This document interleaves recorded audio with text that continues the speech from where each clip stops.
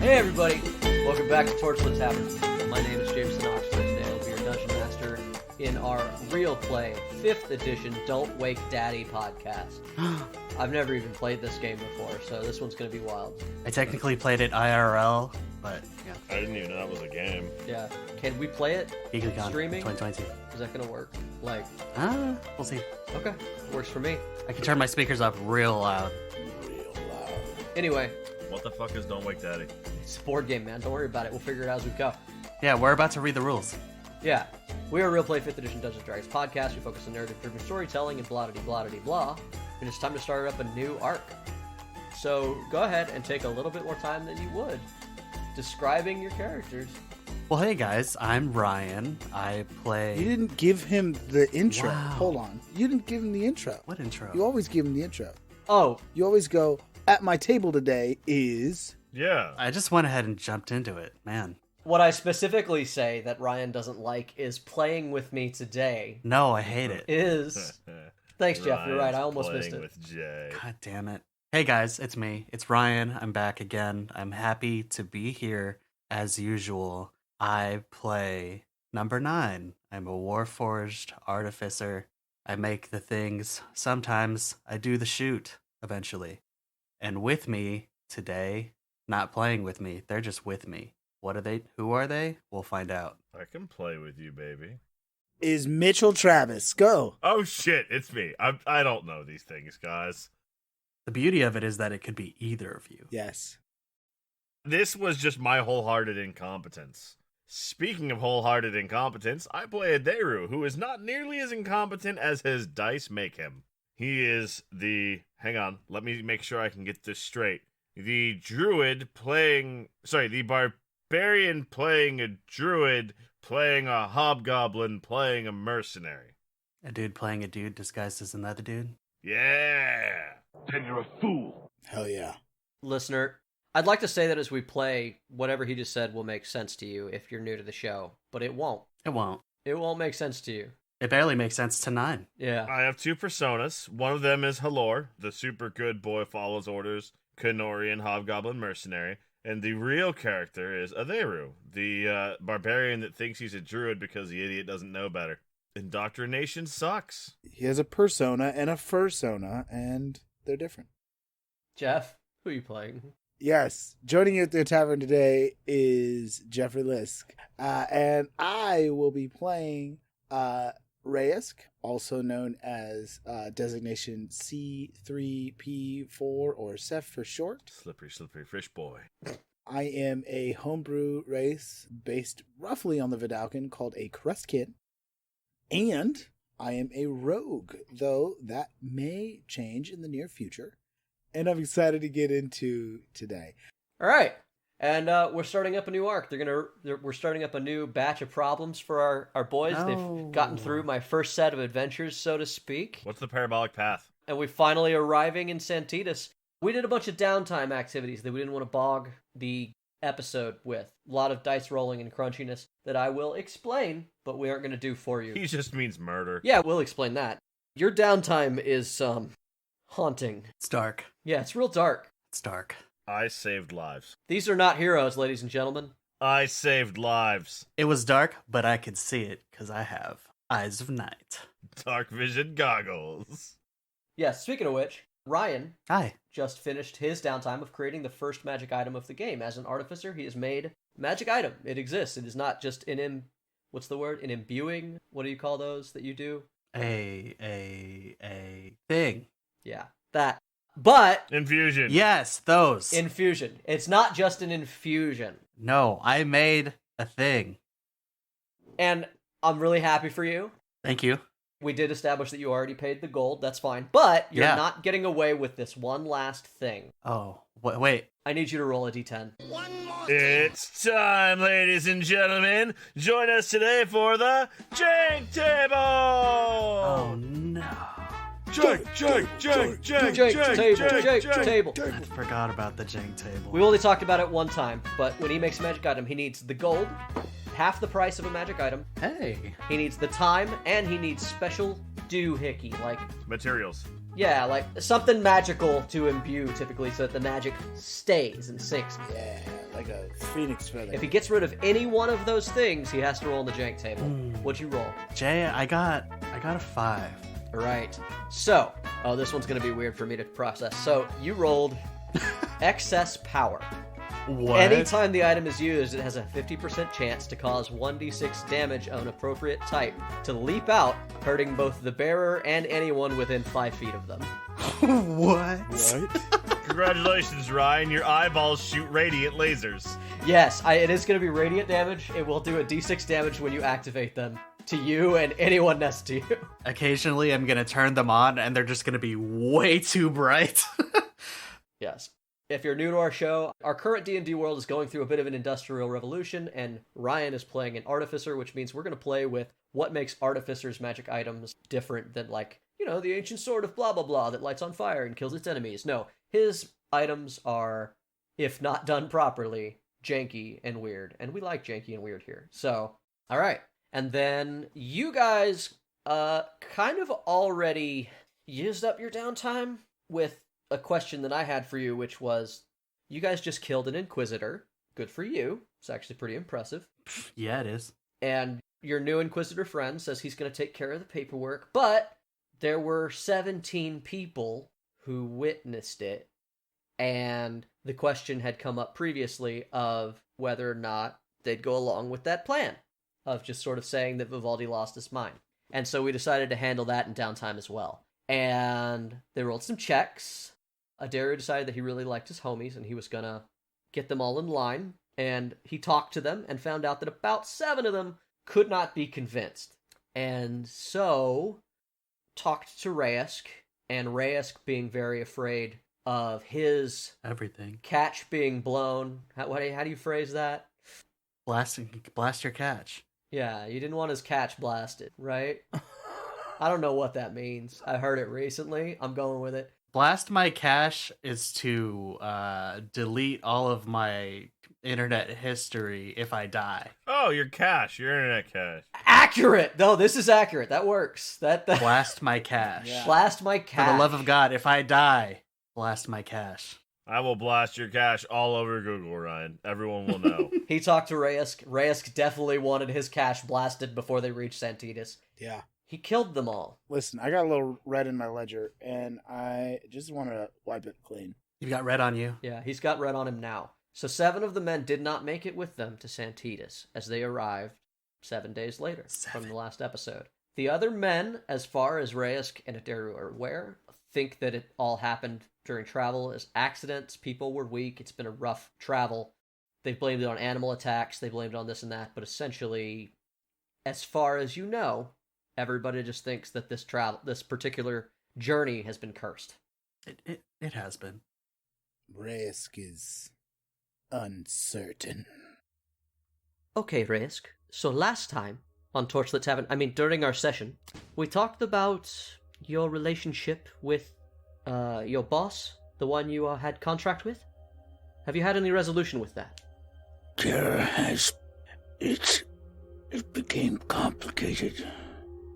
But there is some version of resolution. But upon achieving that, there is a lot in question. Well, what do you mean, Rayesk? Would you like to explain more about that? It's difficult to explain. Yeah, they were decapitates him. Good move. We ain't waiting for round 3. Yes, I like that. Good idea. You know, Good that's idea. fair. Every Inquisitor is possessed by a devil. Okay, well, we can come back to it. Something you notice as she speaks to you, and Jeff, I'm going to have you send me your cheat sheet, because Avon changes colors while she speaks to you now. She seems to have looked it up and is casting a minor illusion while she talks. Oh, I love it. I do too. As Avon speaks to you, you watch her change to the colors that you change to when you're being submissive, or when you're trying to give way to somebody else in a conversation. So, Rayesk, is there anything that is on your mind lately? Yes, many things are on my mind. I've been without any of the... Your medication. Yes, any medication for 9 days. My shoulders won't stop hurting and itching. I've had to take my armor off. I worry there is a change in leadership or management ahead that may make my life more difficult. I fear being told I will have to go back to the apotheosis. And do you think this fear will manifest the moment you arrive in Santitas, which I understand you are only a day away? I sit there and sort of stare off for a second, and I am uncertain. Reyes' skin sort of flutters with these orange zigzag pattern that would resemble, to a certain extent, like a heart monitor, is the way I picture it. I see that the idea of arriving in Santitas is causing you a great deal of distress. You're uncertain, yes? She checks her notes and does the same colors that you do.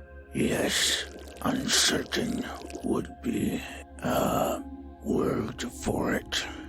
Okay, if it seems that you don't like talking about your boss, and you don't like talking about your near future, is there something you'd like to talk about that's happened in the last few weeks? In our last few sessions, you mentioned that you were starting to get a little bit closer to a couple of your platoon mates, Halor and Number 9, I believe. Yes, I was, but with recent developments, it has become clear that they either do not wish to or cannot understand the things that I've been through. That pain goes beyond you, friend. It goes to many outside of the primacy. That is their grasp on the world. It's that pain you feel in your soul that you seek to darken. Spirits. I seek to take away that darkness. And Reyes, how are they supposed to understand the things you've been through if they have not been through your traumas? The only way they can understand is if you told them. Have you? You should know at this point, there's very little I can tell them about my trauma. Then, if you do not feel that you can explain your trauma to them, then why do they need to understand your trauma to get close to you? It seems that you have created a sort of circle where no one can get close. They either don't understand your trauma, or you cannot explain it, but there's always an excuse for why they cannot break through the wall. It's not just a matter of explanation. There are things that I dare not say. There are points I've tried to make, and there are experiences, feelings, physical feelings I've tried to share, but try as I might, it doesn't feel like they are trying to understand, merely criticizing, but they are not from the primacy and have no understanding of what it's like here. I thought that Number 9 was made in the primacy. She's older than you are. Yes, but never treated like a citizen. Maybe we should take me back to the Maker to get looked at. I was never going to take you to the Maker. You are a tool for me, and you will do as I say. You are going to give me access to the Maker's lab beneath Santitas. So that makes her less able to understand your plight? Parts of it, yes. I feel like I understand your situation fairly well. It's taken many sessions for us to get here, but I have less in common with you than it seems this creation Number 9 does.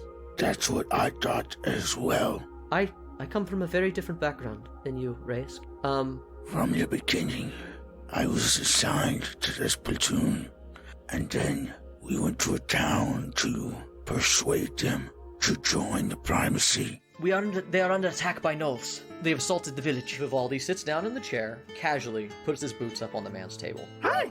I can't agree to that. You need to help us with the gnolls. Kill his gods. The dependency of Freehill is now under our protection. In the pursuit of that, I nearly lost my life in a cave versus some gnolls. But you also see that Reyes has climbed out of the water, and he reaches out, and he grabs the stone and yanks it out, and then slides back into the water. And rising from it, you see 3 obsidian-colored fleshy forms stand up. Their skin is bumpy but smooth like a toad's, and they hunch like mutant apes with elongated arms ending in wicked nails. All along their faces and bodies you see jagged cracks from which light struggles to escape their forms.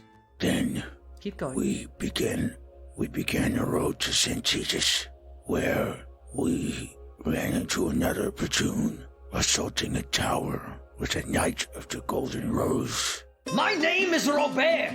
We captured the Knight and took the tower. I'm number 9. You're under arrest. From there, along the road, we began to be attacked and ambushed by the Broken Circle in the forest. They starved us and deprived us of water. I don't need water. We're keeping them from getting it. They're going to die of thirst. Well, all I'm saying is, why be waiting to lure them to the river? You can be having water wherever you want it. There's no river. Well, then I don't know what I even be bothering trying to help you about then. You don't need to help us. That's why you're stupid. Until we arrived at the river, which was dry. A fight ensued with the Broken Circle members, during which I became closer, or on our way to which I became closer with Halor. As you turn around, Sukol is there. I told you I'd be speaking with the ones above you. Dulf and Thrud are dead. But you knew this already. You're wrong. They're dead, Aderu. As you collide with Sukol, you crush her. I learned more of his Kalorian customs after the battle that we had against the Broken Circle. Water was returned. At that point, things became strained with our commanding officer. Vivaldi. Yes, I feel like this platoon has lost track of how things work. Everybody needs to roll initiative as you watch the little bead of energy in Vivaldi's finger flare. I'm uncertain how much I can tell you before the debrief, but I understand. from there, we made our way the rest of the journey to Santitas. You left out the nature of your work for Vivaldi. I know what the apotheosis did. Did you have to kill any people on your way there? Not in my normal capacity. Under Vivaldi, I have been treated as a foot soldier and tossed into any battle he saw fit. It has been harrowing. Has he made you kill anyone recently? I've had to kill recently, within the last 10 days. Well, if you're willing, let's discuss your feelings on that.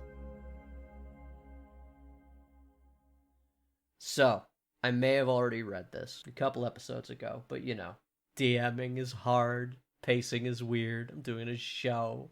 Facts. It's getting late on the final day of your journey, but before you even crest the final hill, you can see the glow of Santitas radiating over the horizon line. The artificer-crafted lights of the city shining like a prismatic sunrise. Santitas sits in a small dale of sparse trees, the south side of the city carrying up slightly to a short cliff made higher by sturdy stone walls. Along the cliff bottom, a small meandering stream rolls gently, the city itself backed up to a much more carefully crafted manor castle. A fortress surrounded itself by stone walls at the end of a large park-like courtyard. The top of this castle sports a strange tower that looks recently constructed, capped with a strange spindle ending in a tremendous red jewel that spins slowly. It is clear that as it grew, there was no rhyme or reason, a town built more out of necessity and reaction to stimulus than by any sane design. 2 to 3 story buildings made of whatever material the inhabitants could get a hold of. Well made but chaotic in origins and spacing. Small personal hovels seem to butt up directly to gargantuan taverns and halls, which sit like temples to garish gods. You can't make out details, but it appears some are constructed with strange motifs and statuary outside. And down by the front gate to Santitas, you see there's a long line of people waiting to get in, which isn't strange for any city under Primacy control. You have to get processed as you enter. And they check your travel documents, they check your credentials, they see who the fuck you are coming into any town. It is difficult to travel from city to city without permission. As you guys are standing on the hill overlooking everything, Foe is standing with all of you, and Foe turns to Aderu and he says, All right, Halor. We finally reached Santitas. Have you gotten the men in line? Is everything squared away? They need to have a story straight, and we can't have any loose ends, or everything that you and I are both working for is up in smoke. As I said from the start, it's not a problem. Anything that looked like problem has been resolved. Just like that, huh? It was better than your alternative of none of them, yes? Your offer was to take 0, I chose to take 9. I still think that it is a mistake. And if it was up to me, we wouldn't have had to kill any of them, because we wouldn't have killed Vivaldi already. It was not up to me either. Right, because you have had no influence on anything that has happened in the last 2 weeks. I did not start that fire, but I fueled it in the direction that suited me best. Fair enough. He turns to Seth and Nine, and he nods at them. When we arrive in Santitas, it is best that you all say that you work for me. If your documents still say Vivaldi's name, we will tell them Vivaldi is dead and you are under my command. Me being an inquisitor, we should be able to just bully our way through most paperwork problems, and I will make it my business to fix it in the back end. Is that okay? Yes. Okay. It does not matter to me. Number 9. You are, as I stated, your own person, but if anyone asks, you should tell them you are the property of Inquisitor Foe. Okay. An errant warforged wandering Santitas will be quickly corralled and sold. Why? Because you are property, and if you cannot prove you belong to someone, then that you will be resold to someone. Would it be weirder if I said I belong to the maker? I think it would be, yes. Okay. Are we concerned about the sudden loss of men? It has been a hard journey. That is the story, right, Alor? Story? It was unfortunate times. The woods, many things. Ravenous, changelings, creatures, earth sign, many things. Many accidents happened. Very unfortunate. We left with 40 men. We now have 9. Rayusk, his eyes are kind of darting around under his cloak with the hood raised. But when that comes up, he says many accidents have happened. Rayusk slowly nods. All right. I mean, even Jackson was here just yesterday, and now he's gone. You think he just ran off? Yes, 9. I think it is possible. He's gonna go ahead and roll a deception.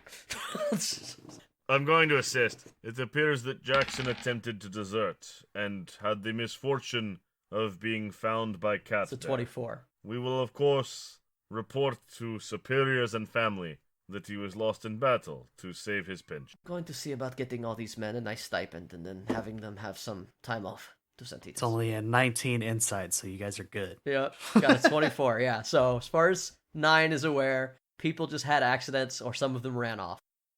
Okay. Listen, people die. No need to worry about it. Oh, okay.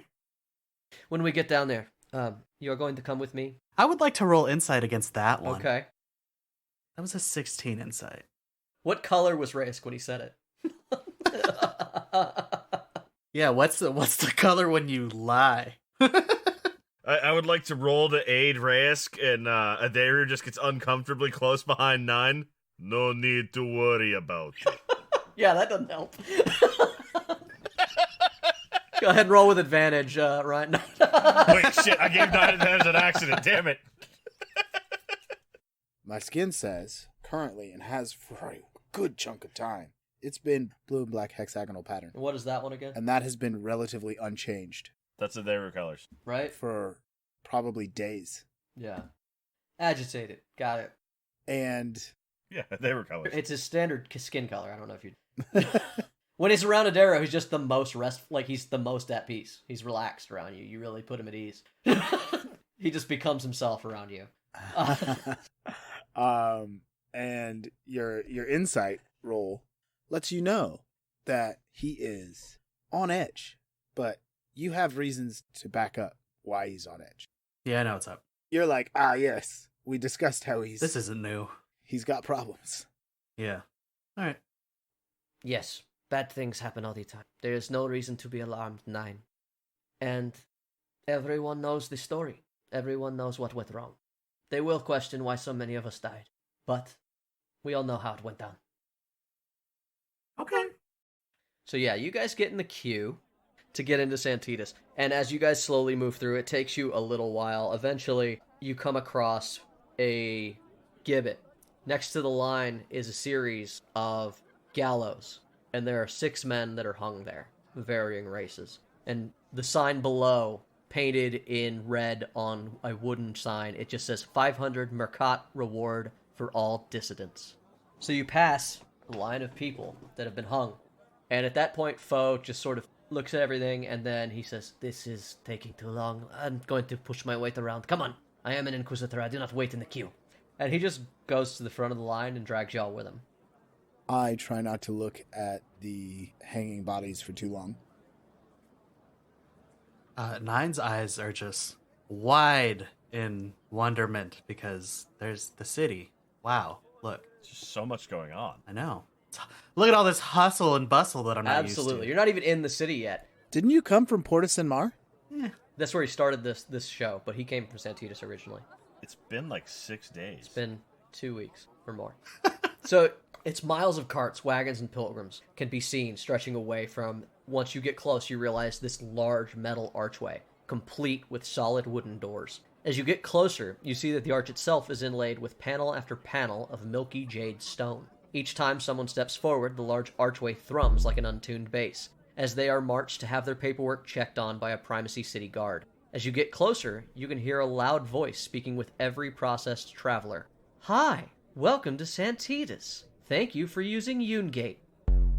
As you pull up, you see that it flashes like a dull purple when somebody comes up, and immediately there are a handful of guards backed by 2 very tall warforged who step forward and intercept the man and start going over his paperwork to make sure that there's not a problem. Foe pushes up in front of everyone, and he puts his hand out to help have you guys stop, and then he goes up and he starts talking to the men at the gate. And he starts to, like, wave his hands. It looks like he's trying to, like, say that, hey, this group is going to flag, and, you know, let us in. Do you guys do anything while you're waiting for him, or anything like that? Halor initially just follows on his heel, like Halor always does with his commanding officer. And then he tells him to stop, and he's just like, okay. And then he just sort of stands there. I wave at anyone that makes prolonged eye contact with me. You see, most people do not. You wave at somebody who glances at you, and they immediately look away. I am confused and saddened by this, but I will let it go. I think that this is probably something he handled before he was in the queue. But Reyes has probably stashed anything that he thinks he shouldn't have, either like tucked away someplace that you couldn't find it and in his bag or whatever, or just in his The mouth. cephala pocket. What that mouth do? Hide contraband. Mm-hmm. So, for instance, those damnation bullets and that ring that he knows he shouldn't have. He looked like a chipmunk. Sure. Yeah, those are definitely something that could cast aspersions. You hid those away. Put them in your satyr pocket. He doesn't have a satyr sack, okay? It's not a satyr. I'm going to use this story point. As you're digging through your stuff and you're hiding things, like, just before you get there, you realize there's one more thing that you just don't want called to attention, and it's that stone in your pocket. Yes, of course. You've stashed everything else away. When you pick that one up, when you pick it up, you immediately feel a searing pain in your hand. And no matter what you do, you can't seem to drop it. You're going to take 1d6 damage, and it's going to fuse with the palm of your hand. Oh, fuck. Like, fully embed itself halfway in. Damn! Yeah, Rude. I actually, even though I started to make noise, I think that it is more natural for Reyes to silently, like, make pained expressions. Like a cat. He's just shaking his hand unbelievably fast. Yeah, like, his brow furrows, and he's like, his teeth are even more baring. I also thought about this recently. I think that, you know how, like, when a shark's jaws snap separate from their mouth looking? Oh, yeah. I think his jaws kind of do that every now and again. So he's, like, snapping the jaws more than his mouth is moving. And, like, grabbing his hand. He looks like a cat that stepped on tape. I don't like it. All right, roll me a Constitution check as Foe turns back to you guys and starts waving everyone forward towards the guards. Oh, fuck, I'm doing this now? I thought I would have done it before I was in the Yeah, queue. nope. Right the fuck now. It's still hurting you. It's, you've been fighting with it. Okay. He's a story point. It happens when I say it does. Fuck, it sure does. A con save, you said? That doesn't really matter. 15. 15. You get yourself under control as, like, you bare your teeth and close your lips around it, and you just look like your normal agitated self. Mm-hmm. Who's gonna know the difference? No one. They don't know you. Yeah. They don't know you. Risk, are you okay? I look at my hand and I like pinch the stone into my palm and take a deep breath. Yes, fine. Oh, okay. And then get kind of dodgy with that and just move along. As you guys step forward, you hear the voices once again as you cross under the Yoon Gate. Hi, welcome to Santitas. Thank you for using Yoon Gate. Hi. As everyone moves forward. Oh, also, Reyes already has his papers out because he's aware how this is supposed to work, so... Sure, yeah. No, anybody familiar? All the men are pulling out their IDs, their military IDs, which kind of, you can travel provided you're with a commanding officer. Oh, do you need my receipt? Foe looks at you and he shakes his head. As you guys catch up to Foe, he's like, as I said, the Warforged belongs to me. This mercenary is under contract with me, and this being is with Apotheosis. These men are under my command. We lost our commanding officer during our travel. This is a secret mission, and we do not wish it put on the books. Halor wasn't expecting the Yoon Gate to go off because he's never seen one of these things before. He was just like copying them in, so he has like his paperwork in one hand, and he has his belt and his swords in the other. And when he walks through the gate, it's like when the alarm goes off at Walmart and you didn't buy anything, and you're just like standing. You turn around, and you look at the guard, like, I don't have anything. Do I go? Do Yes. I stay? Like what do I do? That is the perfect energy. Or just say hi and come on. Hello, and then Halor just walks through. As you try to go by, he tries to wave you through, and one of the men stops him. And he's like, yes, I understand, Inquisitor, but you still must follow protocol. And I need to check their paperwork, even if I do not write anything down. Can you provide us with the mercenaries' paperwork? Also, I need proof that he's with Apotheosis. Like, do you have any documentation to back any of this up? Halor's just standing there holding his paperwork out. He doesn't know who to, he's just holding it out. Yeah. Foe snaps his fingers and he like reaches over to you to grab your paperwork, Adaru, and he takes it from you and he's like, yes, see, right here. It's under contract with Vivaldi and blah, blah, blah, blah, blah, blah, blah. See, all is good. And he tries to not show it to him and give it back to Adaru, and one of the men's like, no. You said the contract was with Vivaldi. Who is Vivaldi? I told you. Former superior officer. Yes, he died. Reporting to current superior officer, Inquisitor Foe, here. Yes, we lost a High Inquisitor on the road, hence why I am not here to explain things to you. Do you understand? It is not good for people to know that a High Inquisitor was killed. Fuck it. I'll let it be a 2-dice roll. Foe tries to intimidate your way through. Fuck yeah. Can I assist Foe in this intimidation? I'm gonna say you're a little bit distracted with what just happened to you, and he doesn't need the help. You watch him browbeat these two men, and you see them they quickly peruse everyone's paperwork, but other than that, they do not bother the three of you, and then they get waved on, and because eventually the man's just like, okay, fine, get this done. There's so many waiting to get in anyway. The heck with it. Enjoy Santitas. And you guys all turn and are greeted by... You too. Thank you. You're welcome. Well, 9 knows best, so as Halor leaves, he just waves and says hello, and continues walking. That's like saying you too to your waiter when they're like, have a good meal. Exactly. You too. That is the exact energy that I was giving. Hello. Copying 9 because she appears to know the custom. Lord, you too. As you guys turn around and look, you find yourself on a large main street, this huge thoroughfare, and you look straight ahead, and the city of Santitas was chaos from above, but you realize that this one street is like the straightest street in this whole city.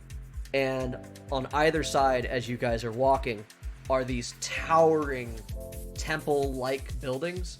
When you pass them, you realize that the construction isn't really of stone. It looks like they made them out of plaster, like they faked the fronts of these buildings. But they're all made to look like these garish buildings. But quick glimpses of people coming in and out, and when you look through some of the windows, it looks more like there's a tavern atmosphere on the inside. It doesn't look like they are religious institutions. And 9, you haven't been to Santitas in a long time. Most of these things are new to you. And Adaru, you've never been within the city walls, even though you lived in this area, so you're not familiar with them either. Foe turns to you all, and he's like, welcome to the great city of Santitas, where anything can be had, and there's all sorts of fun. These are the It's very different. gambling halls that are very popular. What? Why? What is that for? People like to risk their money for the chance to win money. Oh, What is the point of chance game? I don't see the appeal, really, but you know, every time you've done anything in the last 2 weeks, how you think you're going to win it big, but you could die at any moment? Yeah. I'm not going to die. Yes. Well, that risk. People are chasing that. They're chasing dying? No, they're chasing failure. They're chasing success. It's complicated. Okay. As you guys pass one of the biggest... Is that the maker's house? That's a porta potty. You guys get to the middle, like the end of the road, and there's a truly huge building. He looks up at the building and goes, "No, Nine, this is not the Maker's home. This is the Golden Garter. It is the oldest, arcade, what do they call them? Gambling house, seek women. It's anything you want can be found there." I immediately go inside and look for the No, maker. not... Halor, still following 9, just says, hello. Reyes walks up. It's a place where people service their vices. Come.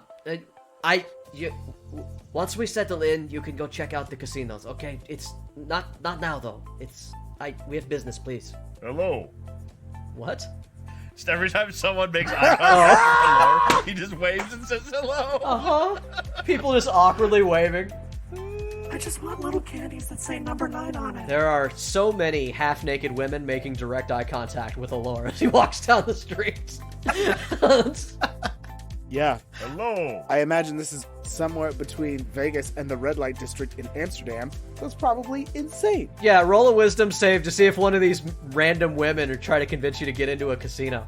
Have you ever seen a cat when the cat realizes it's somewhere it's not supposed to be and it turns into a liquid and just kind of scoots along the floor? That's effectively what Halora is doing. He's trying to do it in formation, so it's not working well, but Halora ain't going nowhere. Speaking of which, yeah, Allure, you're sort of getting culture shock right now. As you walk down the streets, it's incredibly crowded. There are these, like I said, there's these women and men in various states of undress. Every time you stop and make eye contact and say hello to somebody, they hand you a fucking pamphlet. Halor's head's just full of this crap, whatever this shit is. Yeah, it's just full of pamphlets. And also, of note to Halor and everybody, is that every single corner of every city block, you see a new state-of-the-art Warforge. 19 to stealth. Okay. I rolled that a long time ago. I knew it would come up.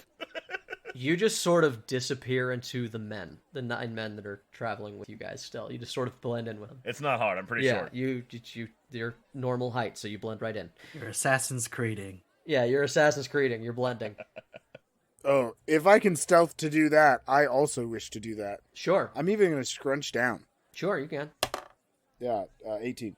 Yeah, you and Halor both just sort of start blending with the crowd as best you can as you watch these 9-foot-tall Warforged units scanning everywhere you go. Death machine, I don't like the death machine. In the mile that you have covered of the main strip, Adaru thinks that he has counted at least 50. That's a lot of anxiety. Ein has waved to every single one of them. Not one of them has waved back. No reaction whatsoever. There is no personality in any of these things. They very much are machines.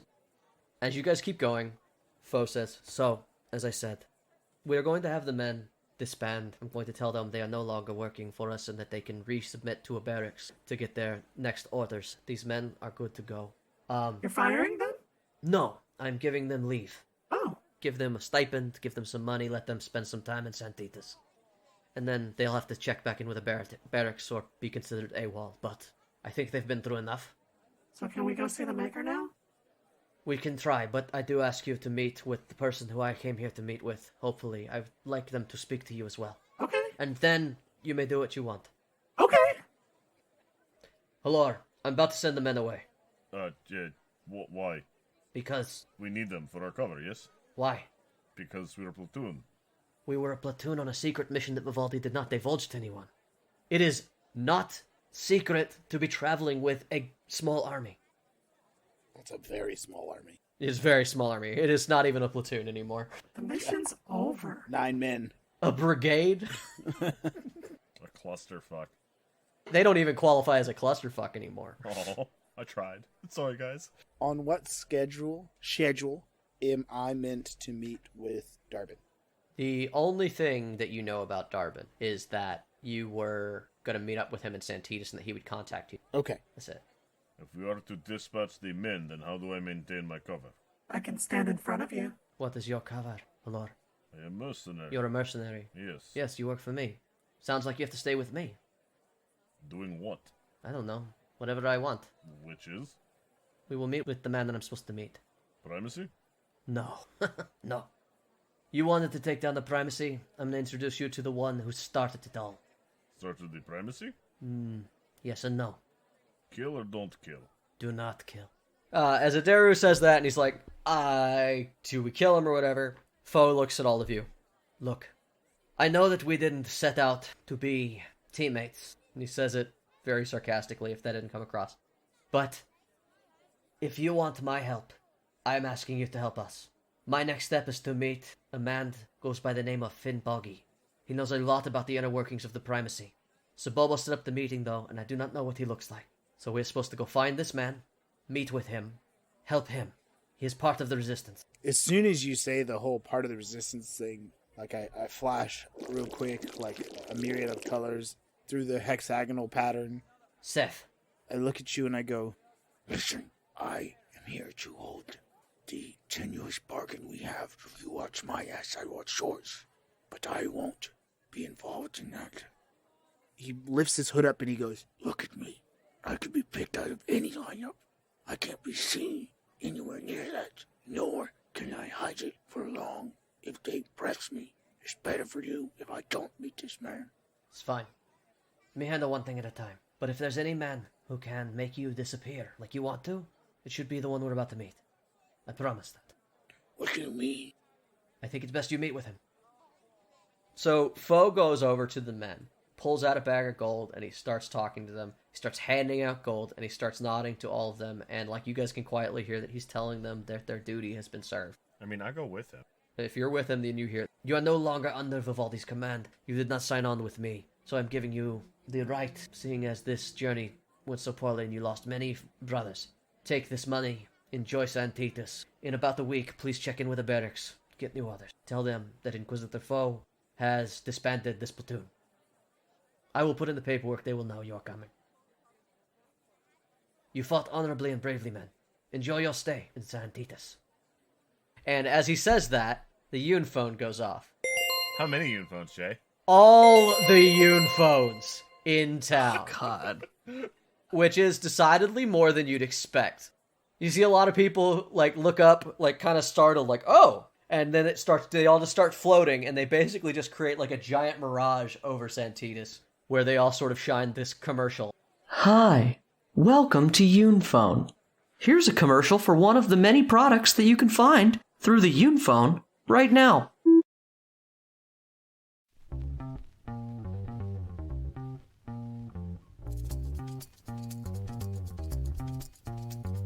Do you feel trapped? Do you feel stagnant? Does the constant state of conflict on the borders cause you anxiety? Is your labor and work slowly eroding your very will to live, like an abrasive, unending rasp upon the tender wood of your very existence? Then come down to Santitas. Santitas. Once a small hamlet deep in the northern hills of Celestian, now a major economic and military milestone of the Primacy. Ever since we established our foothold firmly into the area, we've been expanding the city beyond its meager origins, and bringing into the north all the technological advances and artificery that the great nation of Bree has to offer. Santitas Santitas. is the city of the future. And now that the underground rail system has been repaired and fully tested, you too can visit the wonders we have in store for only a few 100 coin. Enjoy our local cuisine, visit the monument to the Battle of the Spire, or get lost in Beggar's Market and test your luck at the many card and game halls therein. Don't worry about rebels or wildlings. Our Santetian Warforged keep the streets safer than the King's Palace. Bring your energy, though. There's much to do, and we hope to send you home drained and content, having achieved a catharsis that we know we all need in this day and age. Santitas, Santitas. where dreams come true.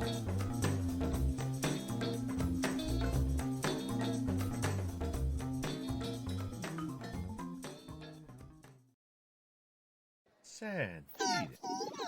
As you guys look around at everybody's whose phones blow up, you also notice that, like, a lot of people are milling around. Some of these people come out, it looks like they haven't slept in days. Some of them stepping out, like, into the daylight. Or, not even daylight, it's just, like, late evening. And they're looking like it's too bright for them.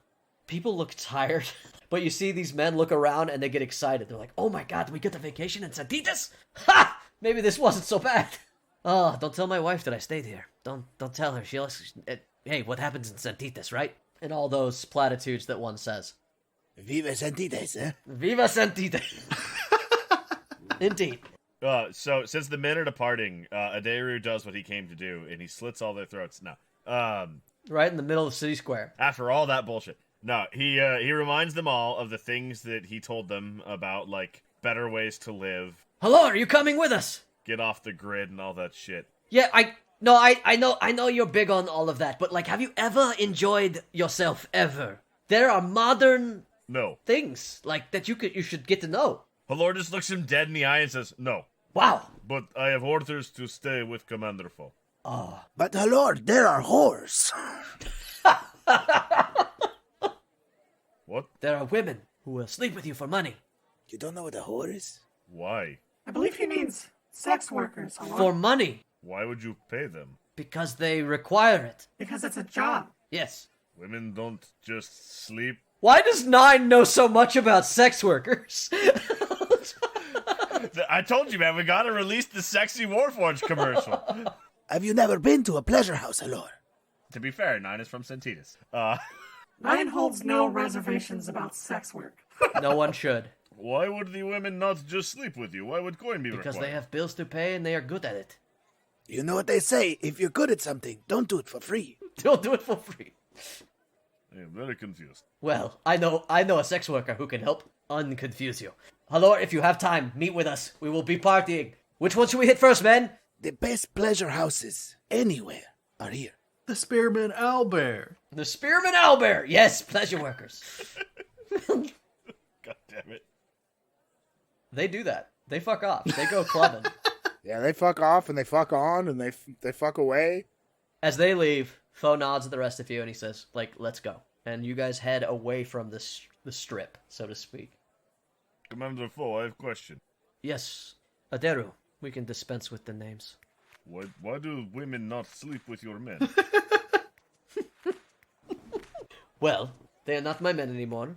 But, I imagine because they grew up in a location that was sexually repressed and thus view sex as a transactional thing.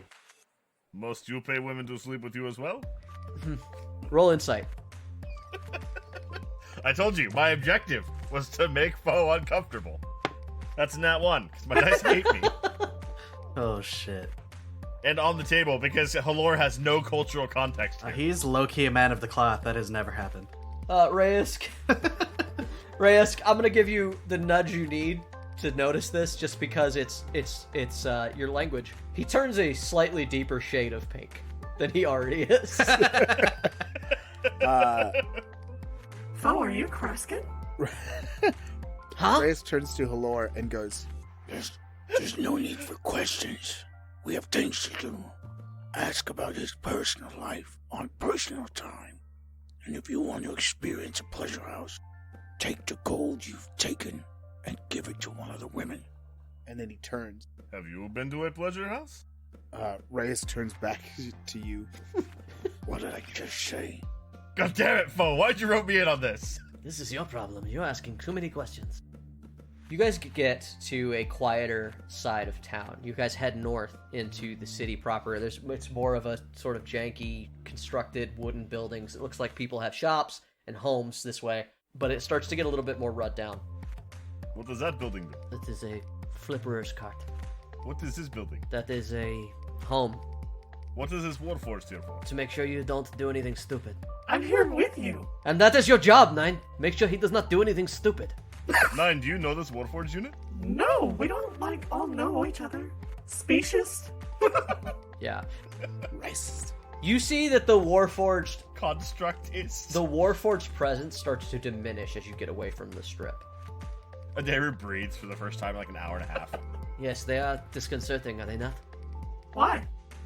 Because they represent a threat of force Do I? to some. Oh, okay. To those who do not understand that you are different. The people who have owned you in the past, have they ever ordered you to kill someone? Yes. And did you do it? Yes, they ordered me to. They said the maker said to do it, but I know now that that is wrong. Yes, well, the people know that you could kill that easily. Oh. Was it wrong for me to do that? I don't know. If you were just a tool, it would be like asking if the sword did something wrong when it was used to kill a man. But I don't know with you. Okay. Maybe I can ask the maker. So you guys finally get to this area, and he kind of stops, and it's really run down, like, poor place. You see that there seem to be, like, homeless people shambling around. So you guys set up, and he kind of posts up, and he sits around and is like, well, this is the awkward part. We're supposed to be here. Just before he goes in there, before he deals with this man, as we approach the area, and he's like, this is almost it. Reyes looks at him, kind of pulls forward to the side and says, Does this have anything to do with this? and he presents, as secretly as possible, the patch he was given by Eric. The Knights of the Flame. The Blue Flame? The Blue Dawn? Yes. I don't believe so. Okay. And he tucks it away deep. And Point 2 comes out of nowhere at the mention of Eric. I didn't mention Eric, because I'm not going to put Yeah, Eric no, he didn't on say it. blast like that. He just showed the patch. So you guys get there, and like he says, and I don't know if he's going to be here right away. We're supposed to show up, and I imagine that me being me in an Inquisitor's outfit, they'll show up soon. In the meantime, maybe we can just get the drink and wait. And he kind of nods at like a small little like ale house, not like a full tavern or anything. It's just a place where people can get a cheap beer. And he says, "Let's wait. I don't know how long it will take." You mean it's a stall along the street where people can just drink in the streets in this city? What a wild city that is. Yeah, man. This is a weird city. This is a great place to be. Do they sell oversized cups filled with alcohol so much you might die? Maybe you might have to order one. I love Chubby Thursdays. They have novelty cups, one shaped like a guitar, one shaped like a lute, They serve drinks in Kreskin bowls. like their skull. That's concerning. The fishbowl. Oh, I was thinking of fishbowl. I see. I got where you were going. It's so good. Yeah, you get up there and they have these novelty cups. They've got one shaped like a lute, another one is shaped like a skull, another one is a big old thing, and it's just labeled the Kreskin Special, and it's a fucking fishbowl the size of fucking Nine's head. Do you want to go like quarters on a fishbowl? I think that's enough for everybody. I narrow my eyes and go, It's the Kreskin special. I think I'll get my own. Can I have the bowl when we're done? Seth looks at the party. Then what are you gonna drink? Yeah, pretty much. yeah. Fucking. I assume that Reyes goes no and just orders one for himself. That is exactly what happens. Reyes just does a handstand, puts his whole head in the bowl. Reyes realizes that he can get alcohol here, and he hasn't had any version of drug in a while. And in this moment, he's like, oh, yes. Yeah, no. Everybody watches you predatorily take on a Kreskin bowl, and right before he hands you this big old blue pitcher of liquid, and right before you're about to like swipe it, the bartender's like, "Hold on, that's 2 gold pieces for the 2 bowls." And he pulls out this doll that's shaped like you. It's like, "Oh hey, you're one of these," and he flips it upside down, and a bunch of red shit comes out of the top of its head. He dumps it in the bowl. I slap down 5 gold and take the thing and go, Thank you. and like slink off and just fucking down the thing. Like, Wait, can I have that? The little doll? Yeah, Yeah, it comes with the bowl. thank you. do you want mine or the one that? No, there's one in each. Okay, because I slunk off. He's got his. He's gone. That's mine. It's my Kreskin doll. I just want a little Reyes doll. Allure applies the knowledge he has of this new culture. Hello. Reyes, you get 1 bowl in after you slap down the money when your Yun phone goes off. And it's just a little note, and it says, "You here? Meet me behind the prancing goblin." Hello. Or you have to order something. And it's from Darwin. Yeah, of course. Yeah. Give me that. What do you point at? Don't know. The skull, I The guess? skull. Can Halor read? Yeah, I think so. Is he, like, educated? I think he can read common poorly. He can read simple words, and let me tell you, if it's Vegas, he can read the signs here. 5 silver. Skull cocktail. Yes. And, Halor hands him, 5 silver.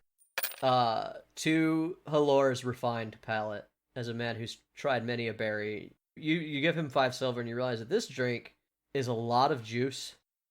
Like, it's not nearly alcoholic enough. Not that Halor would really understand how alcoholic things should be, but it's a lot of juice. Halor, not a fan of alcohol, likes it. Yeah. It's a great smoothie. Rayesk, you get that message, what do you do?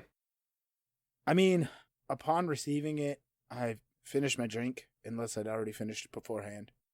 You just put it on, and it's like gills. Yeah. That's why it's the Kreskin special. It just sockets over your shoulder blades. Makes a suction cup sound. Actually, my gills are right on where my gills would be, are what look like ears on my head almost. Yeah, he's got like an axolotl kind of a thing going on, right? We decided? A little bit. Slightly, yeah. They kind of look like pointed elf ears, like but it. they're really Whatever. just the gills. Yes. So what do you do? Axolot elf. So I walk over to Foe. I go, I have to go. Foe realized that he ended up with a whole bowl to himself because Nine doesn't drink, and Adaru apparently ordered his own cocktail. Is just looking. Oh no! I mean, I can help you with that. It won't really do anything for me though. Wait, do you have something for me? No, I need the help. It's too big. Do you have something that I can drink? You see that the bartender looks at you like really like, no, I don't serve Warforged. we don't serve your kind. Not even like it's never come up. It's really like a what? What would you possibly even drink? What? No, I don't have motor oil. What the fuck? Oh, okay. What do you drink? Some type of lubricant or sap? I don't know how you fucking things work. There's a drink called the Warforged Motor Oil, and he has to explain to Nine. No, it's not for you.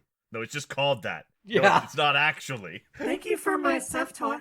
You're welcome. Is this your unit, sir? Does it always act like this? Hello. Hello. It is malfunctioning. Yes. Yes. Yes, hello. Yes, is this my unit? No. I mean, yes, it always acts like this. It is fine. Seth, what do you want?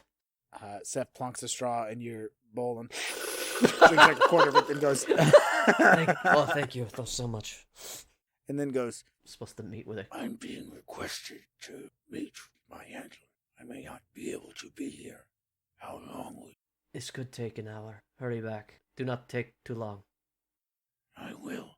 plonks the straw back in, and then slinks off. Just trades bowls. Gives him his empty one, takes the half that's remaining. of his. And Foe just sort of looks at it and goes, he shrugs and goes, this works. Hey, Riz, can I have your empty bowl? It's in Foe's hand. Yeah, he just fucking gives it to you. He doesn't care. Yeah, no, you shouldn't have told me that it's the size of Nine's head because I just want to wear it.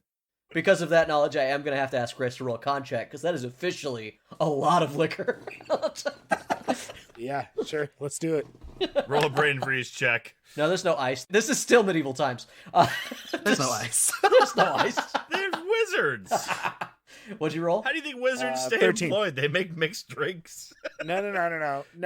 Artificers make ice machines. Are you kidding Sure. me? A dodoy. We have actually made them canon. Wizards make ice. Artificers make dry Artificers ice. put wizards out of business. The bartender in Freehill literally asked Nine to fix his ice machine, so we know they exist. So, Yes. you leave, you make it across town. It's back a little bit, but it's sort of like in an older section where some of the older taverns are trying to get crew, but it's like, these are the cheaper casinos and places of ill repute that you find off the beaten path. You know, the original Main Street. Ah, yes. Old Town. Old Town. Like, Fremont. Yes, that's the one. I see you two are degenerate. All right, so you show up, and eventually you find this back alley behind a tavern.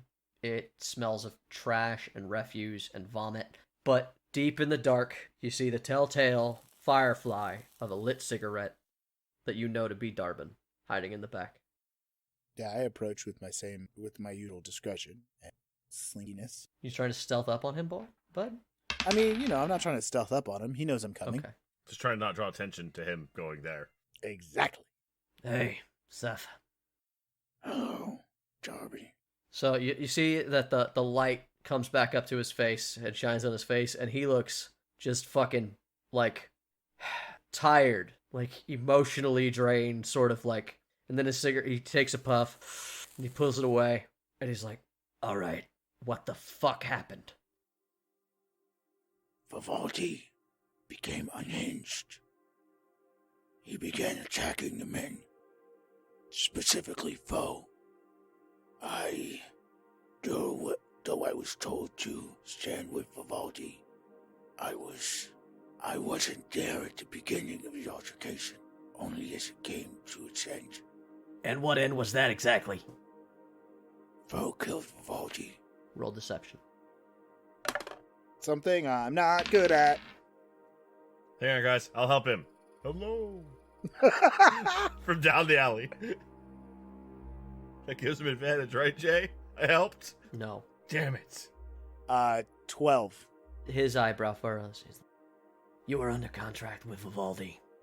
Yes, You were under his employ. Straight from Griddle. Do you understand what that means? yes, I understand what it means. That Griddle gave you to Vivaldi under contract, so you had to be paid, but you had to do everything he said, and you're telling me that he lost his mind and you had nothing to do with it, that you weren't involved in the fight at all? Because I don't buy that at all. You're lying to me. You're right. I am lying. I'm lying to you because I was involved. Listen, That fight came at me. why? Look, Vivaldi's gone. You think you're gonna have to face Griddle. I am your handler. But you have to be honest with me. I can help you if I can, but you have to tell me what's going on. Do you understand? Vivaldi did become unhinged, and he began to strike out in several directions. One of which being you. Why?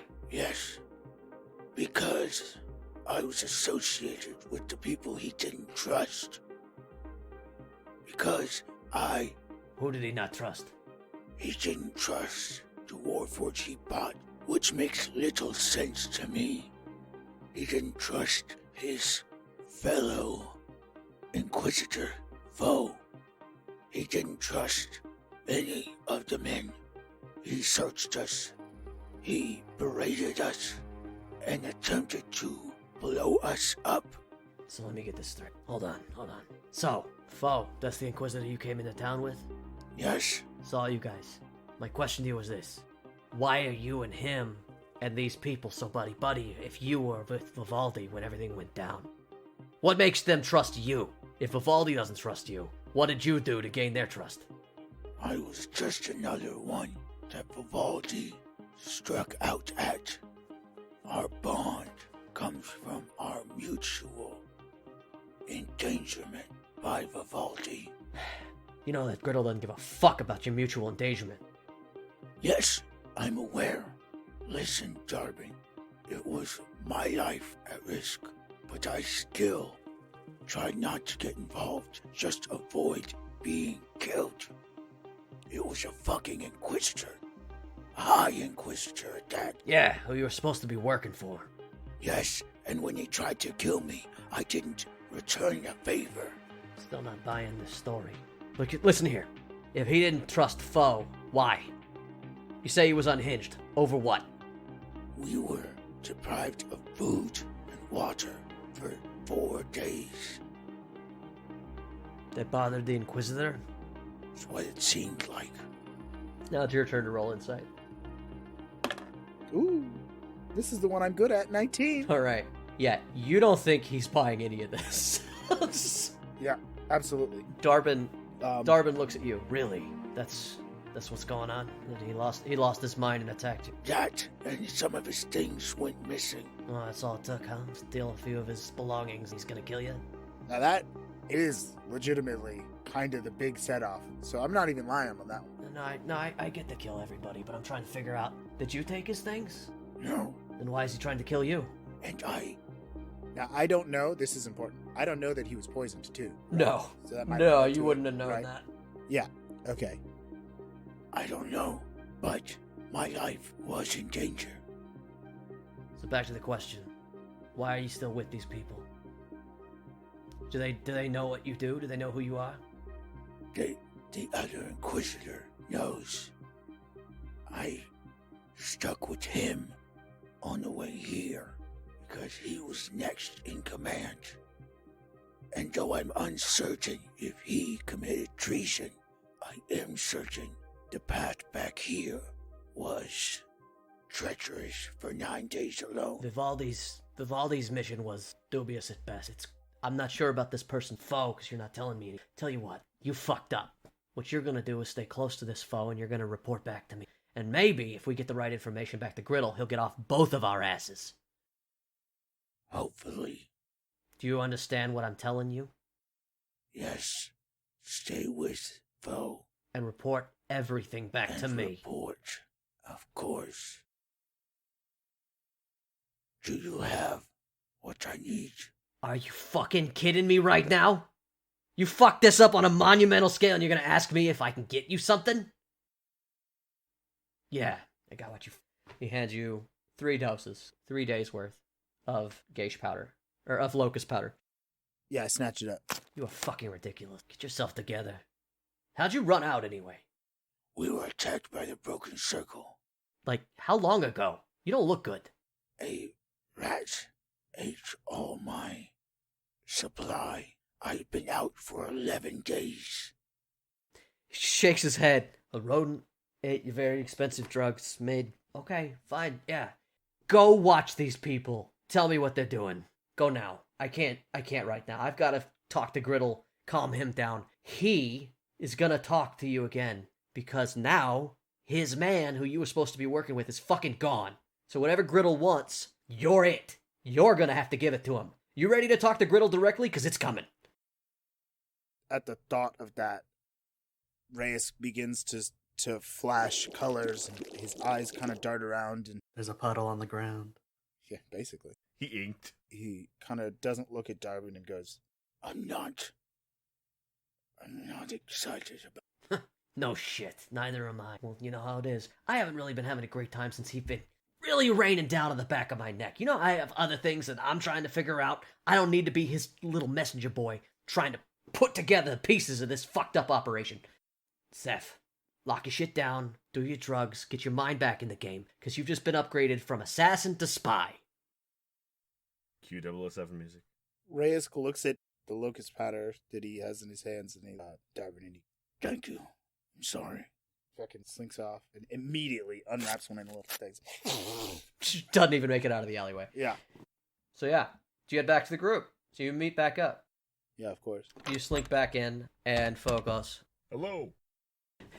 Fuck. This really will be funny. And you've gotten enough. I love it. I love it so goddamn much. There's enough quiet hellos that you can just edit these in. Just randomly.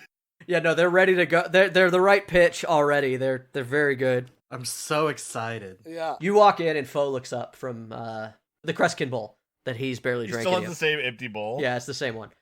And Nine's wearing one. It's like, took you long enough, but luckily no one's shown up. as you come in, you pass by like this hobo who fucking bumps into you for a second, and then he's like, "Excuse me, sir. Could you spare some coin?" Reyes kind of slinks, recoils after he speaks to him, having not really expected it. Ew, a poor. Well, like he just, Not again. it's not often that I would bump into somebody, Yeah. so conscious of it. So I think I recoil a little, and I look at him up and down as he's looking at me, which is weird. Most would recoil away with this close of a look. Yeah. And of note, he bumped into him inside the bar, and you guys have been sitting here for a while and did not notice him enter at any point. This guy apparently has been sitting here with you guys for a while.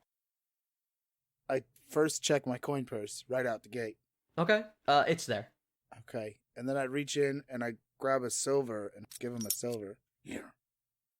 Go ahead and give me a perception check real quick, though, for checking your coin purse. Sure. Ooh, that's a good one. And I get advantage. Why? the owlbear cloak. Ah. The first one was the best. 21. Okay. As you're patting down your coin purse and you're checking yourself out, he's like, I didn't take anything. The money's fine. And he just sort of shuffles out of the room, but you realize your dagger's gone as he turns the corner of the door. I go after him. Do it. Sick Haloron.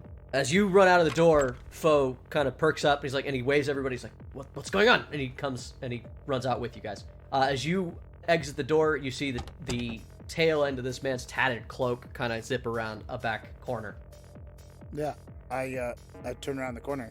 Granted, my dagger's not worth much, but he stole something from me, and I gave him money. Sif, what is the problem? What happened? He took my dagger. Do you keep chasing? Yeah, no, I follow him around the corner. I'm not going to chase him for long. I follow him around the corner, though. You guys all follow him around the corner, and once again, he seems to be moving very quickly. This old man, you barely got a good look at his face, but you see that he's whipping over a fence post. You know, he's hopping a fence. Seth, who is that? I just want to make sure I don't have a special dagger that he could have stolen. It's whatever dagger you had that was your weapon. Like, your one that you have, like, close at hand. The easiest one for you to get. Okay, yeah. I guess it would be your backsword, technically. Yeah, if he stole my backsword, I'm going after him, for sure. Yeah, no, it's your backsword. It's your weapon. Yeah, Halor's coming up 16 athletics. Sure. My homie's in distress. I'm not gonna let him hang. That'd be rude. You stole my sword. As you're realizing the full extent, like, your backsword's gone, Adaru dashes past you after this man, and you see Adaru clear this fence, like, in just 2 little skips, like, off the wall, and he's over it. As he lands in front, Adaru, you see that man is already further downfield than you would think. He's hightailing it out, and way faster than you think an old man would make it, because he rolled an 18 plus stuff for his athletic. Yeah. I bolt after him, being able to move slightly faster than everybody else. You and Adaru, I think, are similar pace. Oh, well, you with your bump. Yeah. When it comes to a chase, bonus action bullshit I don't do. You gotta roll athletics. Okay, fair enough. I don't think I have proficiency in athletics. So. Does Seth have a passive move increase? No, he does not.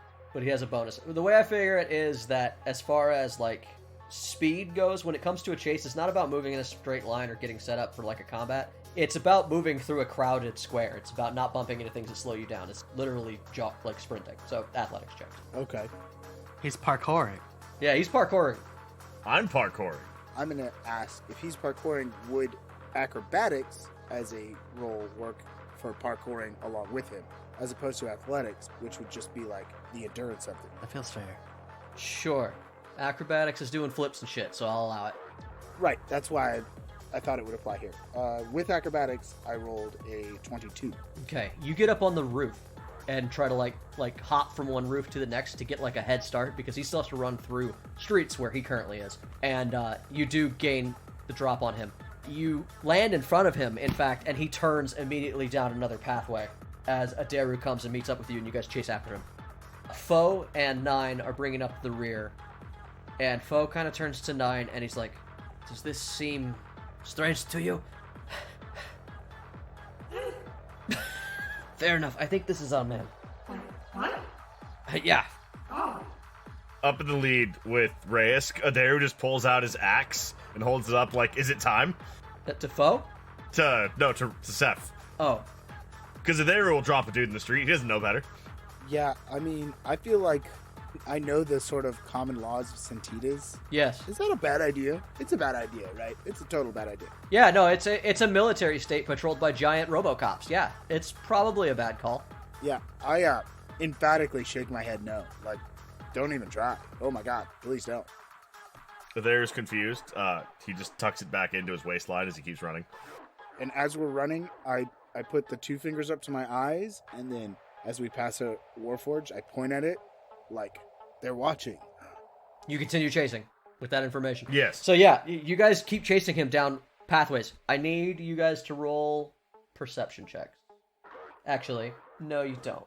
You guys have passives that are higher. Nine's the only one who wouldn't succeed this one. You guys realize, after he's pointed out the Warforged, that wherever this guy is forcing you to go, it is away from the Warforged presence. There's fewer and fewer as you chase him. Okay. Adaru knows what that means. He holds up the axe again. No. I still shake my head kind of, like, not as emphatically, but like, not yet. Roll athletics again. Same, bud. 14. Insignificant. I mean, what'd you roll? 8. All right, so you guys turn a final corner and you see him run. And once again, Reyes sees like a building that he can just hop over. Like he's like, I'm gonna go up, and he once again comes down, and you guys have him boxed into like this little square. Foe and 9 start to come huffing and puffing, but they're a few hundred feet away. You see that he brandishes your backsword out at you, and standing in front of you is this old man. He appears to be probably in his 60s or 70s. He's a disheveled-looking man with a long, patchy, unkempt beard, and he looks like he hasn't bathed in days. But your keen eyes see that despite his tatty cloak, the knife and the leather he wears beneath are in good condition, if a bit dirty. And he smells a bit. Adair notices that as well. And as he brandishes his backsword at you, Reyes, he says, All right, then. What brings someone like you, a member of the Apotheosis, to Santitas? Hello! Dirty 20. to do what? To what? Yeah. To spear him. Just to tackle him. Okay, that's an athletics check. Yes. Athletics versus athletics or acrobatics. A dirty 20. Dirty 20. All right. As he brandishes his backsword at you, Adaru takes him in the midriff. The man's Hello. surprisingly solid. He tries to keep his footing, and he doesn't go down fully, but you fucking bring him down to like a knee, and he starts to try to get his bearings a little bit. That does not belong to you. And Adair is just going to try to take the sword from him. That's Adair's objective. As that happens, Reyes stands to his full, pretty tall height, and looks at the man and goes, What do you know of the apotheosis? Roll again as you try to take the sword from him, but... 17. Yeah, I rolled a nat 20. You try to get the sword from him, and he just knees you right in the fucking mouth and breaks free. He brandishes the sword to both of you, and he's like, One more move. Do you understand? Foe runs up finally with 9. He's like, hold on! Wait! No need to fight. Yet. He has Seth's knife. Why are you stealing our things? So, this character lowers the knife a little bit and looks at Foe. I was told that I was supposed to meet with a young tiefling. Give him the go-about. No one told me he'd be showing up with a apotheosis assassin, a terrorist, and a fucking warforged. Hi. I look at him and go, If you know what I am, then why be brave enough to steal my weapon? He cocks his head and he stands up straight and he's like, If you don't know what I am, what makes you think I would do that blatantly if I didn't think I could back it up? I narrow my eyes. I know more about you than you do about me, mate. Try it. Who are you? When he says try it, Adair just looks at Commander Foe and goes, orders? Excuse me, are you Finboggy? the old man stands up straight and he puts the knife down and he's like, Who's asking? The Finboggy, the first Inquisitor. Yeah, that's me. Hi.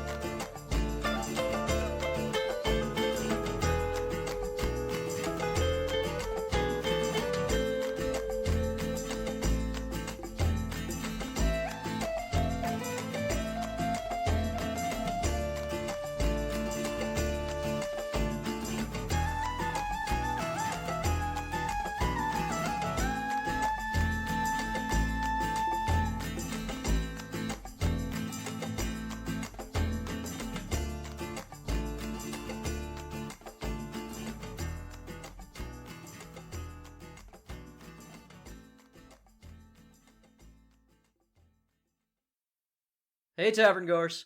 Thanks again for listening to Torchlit Tavern. Today's tale featured Mitchell Travis as Atheru, Jeffrey Lisk as Reyes, Ryan Santos as Number 9, and Jameson Oxford as the Dungeon Master. You can follow us and interact with us on Twitter at Torchlit Tavern, or email us with any of your most pressing questions at torchlittavern@gmail.com. You can also find our entertainers on the streets of twitch.tv/torchlittavern, yelling obscenities at passersby. If you enjoyed our tale, you can tip your storytellers as you leave the tavern. which you can do via patreon.com/Torchlit Tavern.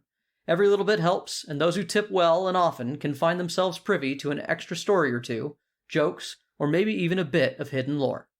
Our story continues to grow all the time, and though we have no designs on a vast empire, your help is always appreciated. Our theme music for this campaign was designed by the bard, Brett Eagleston. Get his music at bretteagleston.bandcamp.com or find links for all his projects by following Bread Eagles on Twitter. This episode was edited and produced by Jameson Oxford and Ryan Santos. Other music and sound effects are provided by Epidemic Sound with help from freesound.org. And if you should find yourself surrounded by eager ears and attentive listeners, remember to tell good stories.